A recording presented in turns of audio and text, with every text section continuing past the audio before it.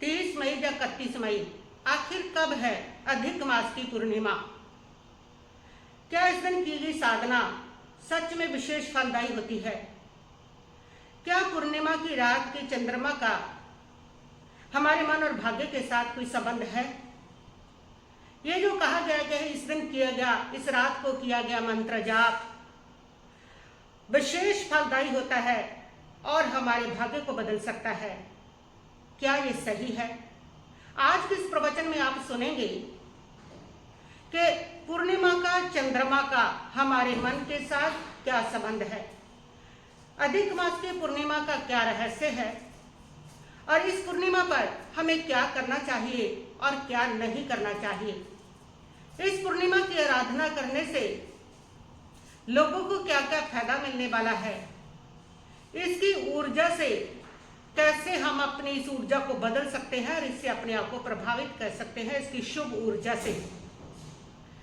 और यदि आपके जीवन में भी घबराहट है, बेचैनी है, टेंशन है, तनाव है, तो ये पूर्णिमा की साधना आपके लिए है और ये प्रवचन भी आपके लिए है। पूरा प्रवचन आप जरूर सुने। सबसे पहले है जो आप लोगों के बीच में कंफ्यूजन बनी हुई है कि अधिक मास की पूर्णिमा 30 मई की है या 31 मई की है, कब है? अधिक मास की ये पूर्णिमा 30 मई को 11:57 दिन में प्रारंभ होगी और 31 मई को 2 दोपहर में 14 तक समाप्त हो जाएगी। अब ये 2 दिन हो गए हैं, 2 की कंफ्यूजन है, लेकिन याद रखिए इन दोनों को अलग अलग कार्यों के लिए प्रयोग किया जाता है, इनका अलग अलग तरीके से इनको मनाया जाता है। चंद्रमा का जो संबंध है वो रात्रि से है, पूर्णिमा की रात्रि से। इसलिए यदि आपको मंत्र जाप करना है, व्रत करना है, चंद्र दर्शन करना है और या कोई भी ध्यान साधना करनी है तो वो 30 मई को होगी, क्योंकि पूर्णिमा के जो चंद्रमा है उसका संबंध रात से ही है, उसका संबंध दिन से नहीं है। इसलिए उसका चंद्र दर्शन, वहां बैठ करके साधना, वहां बैठ करके आराधना करनी, चंद्र दर्शन की साधना करनी, ध्यान करना, मंत्र जाप करना, व्रत उपवास, ये सारा जो आपको करना है वो 30 मई को है। तो 31 मई को आप चंद्र का दान कर सकते हैं। चंद्रमा का दान होता है सफेद रंग की वस्तुएं, चावल, चीनी, जिससे चंद्रदेव प्रसन्न होते हैं और साल भर हमें सुख, शांति, समृद्धि, हमारे भाग्य में वृद्धि करते हैं, वो आप 31 मई को कर सकते हैं। अधिक मास की पूर्णिमा का इतना महत्व क्यों है? क्योंकि ये जो पूर्णिमा है ये 3 साल के बाद आती है, ऐसा दुर्लभ संयोग बनता है और इस पूर्णिमा को पुरुषोत्तम पूर्णिमा भी कहा जाता है, क्योंकि ये पुरुषोत्तम मास में आती है और पुरुषोत्तम मास 3 साल के बाद आता है, जिसको आप लौन का महीना कहते हैं। इसलिए पुरुषोत्तम मास की जो पूर्णिमा है वो भी 3 साल के बाद ही आपको इसकी आराधना करने का अवसर मिलता है। इसलिए ये एक बहुत ही अच्छा अवसर होता है, बहुत ही अच्छा ये आराधना के लिए समय होता है। और स्कंद पुराण, पद्म पुराण में इसको सर्व सिद्धिदायिनी पूर्णिमा भी कहा गया है, इसका इतना महत्व बताया है। यानी कि इस दिन यदि आप इसका व्रत करते हैं, इसकी साधना करते हैं, इसका जाप करते हैं, इसकी किसी भी तरीके से आराधना करते हैं तो आपको सर्व प्रकार की सिद्धि, सुख, वैभव, ऐश्वर्य और सब प्रकार की सिद्धियों की प्राप्ति होती है। इतना इसका महत्व बताया गया है कि लोगों को ये मतलब कि करनी चाहिए, ये भी मैं आपको बता दूं। इसके लिए ये भी कहा गया है कि जो अविवाहित कन्याएं हैं, यदि इस दिन वह व्रत करती है, इस पूर्णिमा का व्रत करती है, तो उनको योग्य वर की प्राप्ति होती है। ये भी वर्णन आता है कि जो अविवाहित लड़के हैं वो यदि इस दिन का व्रत करते हैं तो उनको सुशील और संस्कारी कन्या मिलती है। और मुझे लगता है आज के जमाने में कर ही लेना चाहिए, सबको बहुत जरूरी है, क्योंकि सारे जो लोग हैं ना वो इसी प्रकार डरे हुए हैं। लड़के लड़कियां शादी करने से ही डरे हुए हैं, आपस में तनाव, आपस में लड़ाई झगड़े, बेवफाई, धोखा, सहन शक्ति की कमी, अपने इमोशंस के ऊपर कोई कंट्रोल नहीं, इन सब से जो शादीशुदा लाइफ है ना वो उनकी बहुत डिफिकल्ट हो चुकी है। ऐसा लगता है हर लड़की को कि पता नहीं मैं शादी करूं या ना करूं, पता नहीं लड़का नशेड़ी ना हो, लड़के में ऐब ना हो, लड़के का बाहर कोई अफेयर ना हो, ऐसा ना हो वैसा ना हो। और हर लड़के को भी ऐसे लगता है कि जो आने वाली लड़की है वो कहीं बहुत ज्यादा शमशंद विचारों की ना हो, वो बहुत ज्यादा तेज तरार और कुछ ना किसी को समझने वाली, लड़ाकी झगड़ा करने वाली, फिर तलाक लेकर के उसके बाद इतने पैसे चाहिए, ज्यादा खर्चीली ऐसी ना हो, तो वो भी डरते हैं। उनको भी चाहिए संस्कारी लड़की और उनको भी चाहिए अच्छा संस्कारवान लड़का। मिलते हैं जिनको मिलते हैं, जिनके भाग्य अच्छे हैं, किस्मत है, मिलते हैं उनको। तो इस प्रकार आप अपना भाग्य बना सकते हैं, अपनी किस्मत बना सकते हैं। तो ये भी वर्णन आता है कि इसका इस प्रकार व्रत करने से उन लोगों को योग्य और संस्कारी वर या कन्या की प्राप्ति होती है। विशेष रूप से ये पुरुषोत्तम मास की पूर्णिमा है, तो पुरुषोत्तम मास की पूर्णिमा होने से इस दिन लक्ष्मी की आराधना का भी विशेष महत्व बताया गया है। यानी कि ये ऐसा अवसर है कि इस दिन यदि आप लक्ष्मी की आराधना करते हैं तो आपका घर धन धान्य से, सुख समृद्धि से भरपूर रहता है। और लक्ष्मी का एक बहुत अच्छा स्तोत्र है संस्कृत का, जो मैंने उसकी वीडियो पहले भी डाली है। इस दिन आप उसको जरूर सुने, जरूर चला करके सुने। उसमें लक्ष्मी जी की बहुत अच्छी महिमा और बहुत अच्छा वो संस्कृत सूत्र है उनका, तो बहुत ही बढ़िया है।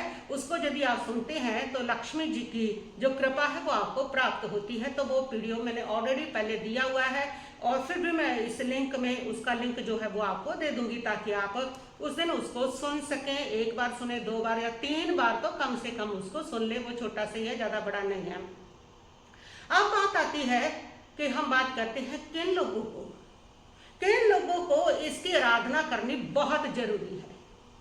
और उन लोगों को ये मौका बिल्कुल नहीं छोड़ना चाहिए जिनके बारे में मैं बता रही हूँ कि किनको आराधना करनी जरूरी है।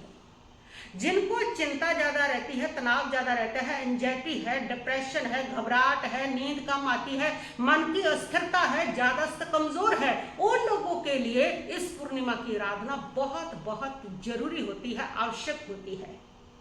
और उन लोगों के लिए भी जिन लोगों का चंद्रमा नीच का है, जिन लोगों का चंद्रमा नेष्ट घरों में या छठे घर में, 8वें घर में, 12वें घर में उनकी जन्मपत्री में पड़ा है, जिन लोगों का चंद्रमा सूर्य के साथ बैठ करके अस्त हुआ है, कमजोर हो गया है, जिन लोगों का चंद्रमा राहु के साथ, केतु के साथ बैठ करके ग्रहण दोष बना रहा है, किसी भी प्रकार से उनका चंद्रमा अपने शत्रु ग्रह के साथ बैठ करके, शत्रु राशि में बैठ करके कमजोर हुआ है, किसी भी प्रकार वो पीड़ित है अगर चंद्रमा, तो उन लोगों के लिए इस अधिक मास की पूर्णिमा की आराधना साधना करनी बहुत बहुत जरूरी है।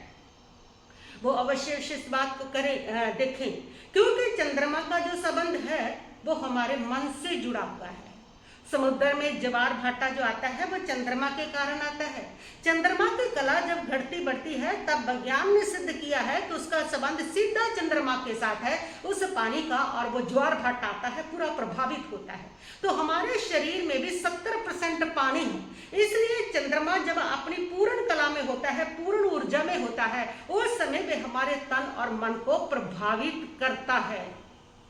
पूर्णिमा का चंद्रमा अपनी पूरी ऊर्जा में होता है, उसकी पूर्ण कला, उसकी पूर्ण ऊर्जा को दिखाती है, जो धरती पर हमारी मानसिकता को, आध्यात्मिकता को, ऊर्जात्मिक उसका प्रभाव धरती पर जो बहुत ज्यादा होता है। और उसकी ऊर्जा की तरंगे इस धरती पर इतनी होती है कि उससे हमारा मन भी प्रभावित होता है। इसलिए आप नोट करेंगे कि चंद्रमा का संबंध आपके विचारों से है, चंद्रमा का संबंध आपकी मन से है, आपकी मानसिकता से, आपकी भावनाओं से है, आपकी स्मरण शक्ति से है और आपके मन की स्थिरता अस्थिरता से है। इसलिए आप नोट करेंगे कि इस दिन कुछ लोगों का मन बहुत बेचैन होता है। पूर्णिमा के आसपास, पूर्णिमा वाले दिन बेचैन होता है। डिप्रेशन के जो पेशेंट है ना, वो तो बहुत ज्यादा अटैक आते हैं, उनको पैनिक अटैक आते हैं।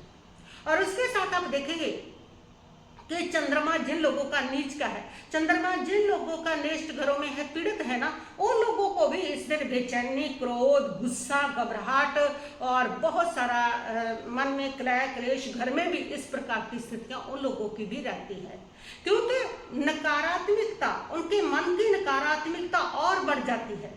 चंद्रमा ऑलरेडी ही नीच का होकर के, पीड़ित होकर के और उनको ऑलरेडी ही नकारात्मक बना रहा है, और जब वो अपनी पूर्ण ऊर्जा में होती है तो वो ऊर्जा उनकी नकारात्मकता को और बढ़ा देती है। चंद्रमा पूरे बल में होता है, पूरी शक्तिशाली में होता है। जब वो पूरे बल में होता है, पूरी उसकी बलवान ऊर्जा होती है, अब वो किसी को नकारात्मक मिलेगी, वो ऑलरेडी नकारात्मक रिसीव कर रहा है कि ऑलरेडी उसका ऐसा चल रहा है, तो कैसे उसका अटैक नहीं आएंगे। इसलिए आप देखेंगे कि जो लोग डिप्रेशन है या पागलपने में होते हैं ना, इन दिनों में उनको बहुत अटैक आने लगते हैं। और जिन लोगों का चंद्रमा बहुत अच्छा होता है, बहुत श्रेष्ठ होता है, उन लोगों का मन हमेशा प्रसन्न रहता है, वो सकारात्मक लोग होते हैं, पॉजिटिव थिंकिंग वाले लोग होते हैं वो, और वो लोगों को इन दिनों में अच्छी शांति मिलती है। पूर्णिमा वाले दिन उनका मन प्रसन्न रहता है, उनके कार्य सिद्ध होते हैं। तो इस प्रकार चंद्रमा की ऊर्जा पूर्णिमा वाले दिन इन लोगों को इस प्रकार प्रभावित करती है। तो जिन लोगों का चंद्रमा नीच का है, जिन लोगों का चंद्रमा बिगड़ा हुआ है, चंद्रमा नेष्ट घरों में है और चंद्रमा किसी भी प्रकार से पीड़ित है, उन लोगों को ये मौका नहीं गंवाना चाहिए। ये दुर्लभ है, 3 साल के बाद आती है, पुरुषोत्तम मास की पूर्णिमा है, सर्व सिद्धिदायिनी पूर्णिमा है, और इस पूर्णिमा पर वो इस पूर्णिमा की आराधना अवश्य करें। चंद्रमा, पूर्णिमा का चंद्रमा अपने चरम बिंदु पर होता है, ऊर्जा का चरम बिंदु होता है, और ये ऊर्जा हमारे मन की तरंगों को और अधिक सक्रिय कर देती है, बढ़ा देती है। इसलिए इस दिन आपको क्या साधना करनी है, क्या आराधना करनी है, बताओ आपको। सबसे श्रेष्ठ जो साधना है ना इस दिन, वो सामायिक की साधना है। सामायिक की साधना क्या है? 48 मिनट के लिए, 50 मिनट के लिए ना मोबाइल, ना बातचीत, ना शोर, ना शराबा, कुछ नहीं, समस्त त्याग करके परमात्मा के चरणों में बैठ करके आत्म चिंतन करना, अपनी आत्मा के स्वरूप को निहारना, अपने आप से सवाल करना, मैं कौन हूँ, मेरी आत्मा क्या है, ये संसार नश्वर है, उनमें 12 भावनाओं का चिंतन कीजिए। और इस प्रकार के चिंतन से आपकी जितनी जो नेगेटिविटी है, जिन लोगों के ऊपर असर करना है, उस आत्म चिंतन की पॉजिटिविटी ने आपके चारों तरफ ऐसा ओरा का रक्षा कवच बना देना है कि वो चंद्रमा की वो तरंगे, जो नेगेटिव तरंगे आपको प्रभावित कर रही है, तो वो आपको प्रभावित नहीं करेगी। है तो ये सारा आपके अशुभ कर्मोदय है। जितने भी ग्रह है, चंद्रमा अगर आपकी कुंडली में पड़ा है, नीच का पड़ा, नेष्ट पड़ा है, तो वो बता तो ये रहा है कि आपके अशुभ कर्म का उदय चल रहा है, कि आपने ऐसे कुछ अशुभ कर्म किए हैं, माता का सम्मान किया है, माता को किसी प्रकार के अपने किन्हीं जन्मों में पीड़ा दी है, तो आपका चंद्रमा बिगड़ा और उससे आपकी मन की शांति बिगड़ी है, आपको डिप्रेशन, एंजाइटी हुई है, आपके घर में क्लेश चलते हैं। तो वो है तो आपके कर्मों का, लेकिन वो निमित्त हमें दिखाता है, वो विद्या हमें दिखाती है कि इस प्रकार उसको कैसे सही करना है। तो वो सही करना है, आप जब आत्मचिंतन में जाते हैं ना, तो अपनी आत्मचिंतन करते हैं, सामायिक की साधना करते हैं, तो उस समय की साधना से वो कर्म जो आपको पीड़ा दे रहे हैं, जो बन करके आए हैं चंद्रमा नीच के, वो कर्म अपने आप निर्जरित हो जाते हैं और आपका मार्ग खुला हो जाता है, सही हो जाता है, प्रशस्त हो जाता है, आपको शांति मिलती है। तो इसलिए सामायिक की साधना उस दिन सामायिक अवश्य करें। उस दिन आप उपवास करें, उस दिन कोशिश करें विवेक का त्याग, उस दिन कोशिश करें कच्ची पक्की कोई भी सब्जी, जो हरी सब्जी है उसको ना खाएं। आप सूखी सब्जी जैसे दाल है, कड़ी है, इस प्रकार की वो ले लें, क्योंकि वनस्पति में जीव होता है, और उस दिन उनको अभेदान दे दिया जाए, सारी सब्जियों के जीवों को अभेदान। तुम्हारे को आज मैं दान अभेदान दे रहा हूं, तुम्हें आज मेरे से कोई डर नहीं, कोई भय नहीं, मैंने आज त्याग कर दिया, आज मैं हरी सब्जी नहीं लूंगा। ये पूर्णिमा वाले दिन किया हुआ त्याग सबसे उत्तम त्याग होता है। जब तुम दूसरों को अभय देते हो ना, तुम्हारे मन में जो भय आ रहा है, कभी किसी से कभी किसी से, वो तब अपने आप समाप्त होता है। जब तक तुम अभय नहीं दोगे ना किसी को, तब तक तुम्हें भी वो तुम्हारा भय समाप्त होने वाला नहीं है। कितने उपाय कर लो, कितने मोटिवेशन ले लो, कुछ भी कर लो, वो भय निरंतर तुम्हारा पीछा करेगा, क्योंकि तुम भी भय देते हो। तो भय देना हमारी मजबूरी है जीवन चलाने के लिए, लेकिन साथ साथ उसका हिसाब भी क्लियर करते रहो ना। अगर भय दिया तो बीच में ऐसे त्याग करो, ऐसे तप करो कि अभय भी दो, उनका बैलेंस तो बराबर कर लो ना। जैसी तिथियों पर ऐसी साधना करें कि कुछ समय आपने हरी सब्जियों का त्याग किया, अभय दिया जब उनको, तो वो बैलेंस हो जाता है। भय तो रोज देते हैं, बीच बीच में कुछ दिन अभय के होते हैं तो बैलेंस ठीक हो जाता है और आपके जीवन में अभय भी आने लगता है। लेकिन अभय तो किसी को देंगे नहीं, भय ही भय चल रहा है तो जीवन में भय ही भय आएगा, तो अभय आएगा कहाँ से? तो इस दिन आप हरी सब्जियों का त्याग करें, इस दिन आप प्रतिक्रमण करें। प्रतिक्रमण अगर आपको याद नहीं है ना, ये हमारे जैन समाज की साधना है, तो थोड़ा मैं इसको ज़्यादा क्लियर करके इसलिए बोलती हूँ कि मेरे साथ पंजाब में जो अजैन लोग हैं वो भी बहुत जुड़े हैं, जो इन शब्दों को नहीं समझते हैं, तो इसलिए मैं इनको थोड़ा परिभाषित जो है वो थोड़ा सा इसी तरीके से करती हूँ। तो प्रतिक्रमण जो है वो अगर आपको नहीं भी आता, प्रतिक्रमण क्या है कि जो हमने अपने गुणों से बाहर आक्रमण किया है, किसी पर भी हमने हिंसा की है, झूठ बोला है, चोरी की है, हमने आक्रमण कर दिया, वो मतलब कि सत्य का आक्रमण किया है, उसको हमने प्रतिक्रमण वापस लौटना है। हम अति में चले गए, हम हिंसा में गए, हम झूठ में गए, हम चोरी में गए, वहां से वापस लौटिए। अगर जाते ही जाते रहोगे तो वो जीवन में सारा पाप बढ़ता ही बढ़ता रहेगा। उस पाप से वापस लौटने को प्रतिक्रमण कहते हैं।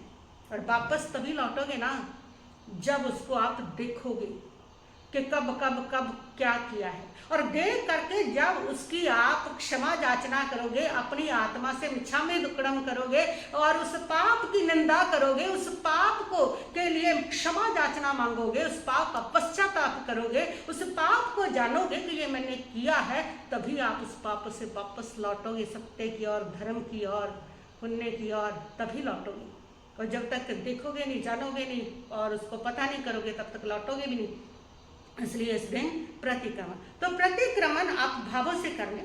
अगर वो आपको जो है हमारी भाषा में, संस्कृत प्राकृत आत्मावधि भाषा में, तो वो आपको नहीं भी आता है तो आप उसको अपने भावों में करें। भावों में करें कि आपने कब कब जीवों से की हिंसा हुई, जाने में अनजाने में, अपने जीवन को चलाने के लिए जितने भी हमारे से छह जीवों की हिंसा होती है, उन सभी जीवों से क्षमा याचना करें। जब जब आपसे झूठ बोला गया उसकी क्षमा याचना, जब जब किसी की चीज को, किसी के हक को आपने लिया, दबाया, चोरी की, किसी भी प्रकार की, उन सब की क्षमा याचना। ब्रह्म का सेवन जब जब किया, जब जब पारी स्त्री पराये मर्द की और मन आकर्षित हुआ, उन सब के लिए क्षमा याचना। परिग्रह, बिना मतलब का जितना संग्रह किया हुआ है उसके लिए क्षमा याचना के प्रभु कंट्रोल नहीं हो रहा है, सही है, ये सब मेरा नहीं है, ये यहीं रह जाने वाला है, फालतू के लोभ में पड़ा हूं मैं, उसकी क्षमा याचना। आपने क्रोध की, मान की, माया की, लोभ की, राग द्वेष, चुगली, निंदा, दूसरों पर दोषारोपण जितने लगाए, मध्यातर किया, उन सब की क्षमा याचना, सारे पापों की क्षमा याचना, वो आपका प्रतिक्रमण हो गया। आप प्रतिक्रमण कर लीजिए, परमात्मा का स्मरण किया और अपने सारे पापों से क्षमा याचना की और उसका पश्चाताप किया, तो ये आपका प्रतिक्रमण है। इस दिन आप ध्यान साधना करें, इस दिन आप मंत्र जाप, चंद्रमा का जाप करें। ओम चंद्रपहम वंदे, ये भी बहुत अच्छा श्रेष्ठ मंत्र है। ओम चंद्रपहम वंदे, इसका जाप स्मरण करें। तो इस प्रकार आप पूर्णिमा की आराधना करें। ये श्रेष्ठ पूर्णिमा 3 वर्ष के बाद वापस आएगी और नहीं आएगी, बस ये एक अवसर मिला है आपको, ये संयोग आया है। और इस दिन जब आप साधना करते हैं ना, तो आपके मन की जो तरंगे होती है, इस दिन चंद्रमा पूर्ण ऊर्जा में होने के कारण आपकी मन की तरंगे बहुत ज्यादा सक्रिय होती है। और अगर आप आप इसको धर्म आराधना में लगा देते हो तो ये आध्यात्मिकता का प्रभाव आपके लिए बहुत गहरा होगा। और अगर आपने इसको धर्म आराधना में नहीं लगाया तो पाप का प्रभाव आपकी आत्मा पर बहुत गहरा होगा, जो आपको दुख, अशांति और कष्ट देगा। और जिन लोगों का चंद्रमा नीच का है, डिप्रेशन, एंजाइटी के हैं, पेशेंट हैं, वो अगर इस दिन इसकी आराधना नहीं करते और इस दिन फिर वही दोहरा रहे हैं, वही अग्रेसिव होना, क्रोध करना, वही झगड़े, वही झूठ तूफान, वही सब कुछ कर रहे हैं, तो और वो अपनी इस तकलीफ को बढ़ाएंगे। तो इसलिए वो लोग सावधान रहें, सभी लोग सावधान रहें। मैं चाहती हूँ सभी लोग सावधान रहें कि ये पूर्णिमा पर आप धर्म की आराधना कर लें, कैसी भी आराधना कर लें, जो भी आपका दिल करता है, जैसे ही करता है, लेकिन इस दिन आराधना करें और इस दिन झूठ बोलने से आप बचे। इस दिन आप 5 अनुव्रतों का पालन तो कर ही लें कि आज मैं जानबूझ करके किसी जीव की हिंसा नहीं करूंगा। मैं गृहस्थी हूँ, अनजाने में जो हो गया उसका पाप नहीं है, वो जानबूझ करके, ये संकल्प है आपका, अनजाने वाले का संकल्प नहीं, जानबूझ करके निरपराधी को, निरपराधी शब्द ध्यान रखिए, निरपराधी को नहीं मानना। अपराधी है तो आप गृहस्थी हो, अपनी रक्षा के लिए, अपनी बहन बेटियों की रक्षा के लिए, वो आपको मना नहीं। जानबूझ करके निरपराधी जीव को नहीं मारूंगा, ये आपका पहला संकल्प इस दिन करें। दूसरा संकल्प, इतना बड़ा झूठ नहीं बोलूंगा जिससे किसी को नुकसान हो जाए, किसी की लाइफ को खतरा हो जाए, कोई दुखों में पड़ जाए, इतना बड़ा झूठ का त्याग करूंगा। तीसरा, मैं किसी की भी वस्तु बिना उसकी आज्ञा के प्रयोग नहीं करूंगा। बिना किसी की आज्ञा के किसी वस्तु का प्रयोग करना चोरी के अंतर्गत आता है, वो मैं नहीं करूंगा। किसी भी प्रकार की चोरी भी नहीं करूंगा, ये तीसरा संकल्प। चौथा संकल्प कि इस दिन ब्रह्मचर्य का पालन करूंगा। 5वां संकल्प कि इस पूर्णिमा पर जितनी वस्तुएं आज मेरी प्रयोग में आ रही हैं उसको छोड़ करके बाकी सबका मैं त्याग करूंगा। सफर का त्याग करें इस दिन अभेदान दें उन जीवों को जो आपके सफर में आपकी गाड़ियों के नीचे आकर के कीड़े मकोड़े मरते हैं, उनको अभेदान दें। इस दिन आप कोशिश करें कि सफर अवॉइड करें। अगर बहुत जरूरी आपको लगता है, बहुत आवश्यक आपको लगता है, तो फिर आप उसका पश्चाताप प्रायश्चित जरूर करें। उसके लिए आप 5 समय करें, या फिर किसी दिन उपवास करें, और या फिर कुछ जीवों को जीव दया के लिए कुछ आप दान पुण्य करें, निकालें, कैसे भी करके उसकी भरपाई करें। अगर आपको इस प्रकार लगता है तो ये पूर्णिमा बहुत महत्वपूर्ण है। ये पूर्णिमा आध्यात्मिक ऊर्जा लेकर के आई है, और अगर आप आध्यात्मिक ऊर्जा को, इसकी ऊर्जा को ग्रहण करते हैं, उसको बढ़ाते हैं, इसकी आध्यात्मिक ऊर्जा को, तो साल भर क्या 3 साल में वापस आएगी, तब तक आपका जीवन सुख शांति समृद्धि से भरा रहेगा। और अगर इस दिन आप नहीं ध्यान रखेंगे तो वही आपने करना है सब जो आपका चल रहा है, तो फिर आपके जीवन में जो चल रही है वही अशांति, वही डिप्रेशन, वही घबराहट, वही डर, वही भय, वो सब आपके जीवन में चलता रहेगा। तो इसलिए मैं जरूर चाहती हूँ कि आप इन बातों का ध्यान रखें, ऐसे इसकी आराधना करें। और इस दिन बहुत अच्छा जो मंत्र आप चलाएं, आपके जीवन में सुख शांति भरे, वो भी मैं आपको अगली वीडियो में दूंगी, तो आप उसको अवश्य सुने। और इस दिन पूर्णिमा की रात जो आपको ध्यान करना है, कैसे आप ध्यान करें, कैसे मेडिटेशन करें, किसका करें, जिससे ये पूर्णिमा आपकी मनानी सार्थक हो जाए और आपके शुभ कर्म सारे मिट जाए, आपके शुभ कर्मों की निर्जरा हो जाए, दुख समाप्त होने लगे। तो इस दिन जो पूर्णिमा की रात का ध्यान करना है, उसकी भी मैं आपको एक अलग से वीडियो आपको दूंगी, उसका प्रवचन मतलब के दूंगी, तो वो सब भी आप अवश्य कर लेंगे। उस दिन 15-20 मिनट का ध्यान करें, बहुत अच्छा, बहुत श्रेष्ठ रहेगा। जो मंत्र दूंगी वो मंत्र आप सुनने के बाद आप कर लें उसको, या उसी को चला करके साथ साथ आप मतलब करते रहें, जैसा भी आपको ठीक लगता है वो आप करें, लेकिन करें, जो भी करना है वो करें, और जो भी करना है ना वो श्रेष्ठ करें, साधना करें। इस दिन स्वयं को पूर्ण करें कि जैसे पूर्णिमा, चंद्रमा की पूर्णिमा यही कहते हैं कि जैसे चांद आज पूर्ण हुआ है, ऐसे तुम भी पूर्ण हो जाओ। तुम भीतर से जब पूर्ण हो जाओगे और तब तुम्हारे चारों तरफ सुख शांति समृद्धि आनंद ही आनंद होगा। ये पूर्ण होने की साधना है, हमारी अधूरापन ही जो हम अपने आप को पूरी तरह जानते ही नहीं है, अपनी आत्मा को नहीं जानते क्या है, तो पूर्ण नहीं हो पा रहे हैं। जब तक जानने के लिए अपने को, तब तक हम पूर्ण नहीं हो पाएंगे। अपने को जान करके ही हम पूर्ण हो पाएंगे। तो ये साधना, ये दिन इसी के लिए होना चाहिए कि हम अपने आप को जाने और हम भी पूर्ण बने। साधना करके, धर्म आराधना करके, दान पुण्य करके हम भी पूर्ण बने। तो ये कुछ उपाय मैंने आपको बताई है, कोई समस्या आपकी बताई है, कोई साधनाएं आपकी बताई हैं आपको, तो आप इसको करें और इस वीडियो को ज़्यादा से ज़्यादा लोगों तक आप भेज दें, ताकि वो लोग भी ये साधना आराधना करें। किसी को भी अगर कोई बात समझ आती है, दिल को छू जाती है और वो ये करता है, तो उसके करने से जो भी वो इससे त्याग करेगा, तप करेगा, इसको सुन करके आपने भेजी है, आपके 2 लोगों ने भी उसको सुन के ये बात कर ली ग्रहण, तो उसकी दलाली आपके अकाउंट में, आपके पुण्य के अकाउंट में जमा होगी, क्योंकि आपने धर्म प्रचार किया और उनकी आत्मा का उत्थान हुआ, उनकी आत्मा का सार हुआ, उनको सुख शांति की प्राप्ति हुई। इसलिए प्रभु कहते हैं बांटो सत्य को, ज्ञान को, धर्म को। जितना बांटोगे उतना ही जीवन में धर्म आएगा, सत्य आएगा और सुख आएगा, शांति आएगी, जितना बांटोगे उसको। तो इसलिए इसको आप बांटें, ताकि सब लोग सुख शांति से इस पूर्णिमा का लाभ उठा सकें। बस इतना ही कहती हुई मैं अपने वक्तव्य को यहीं पर स्थगित करती हूँ। ओम शांति शांति शांति।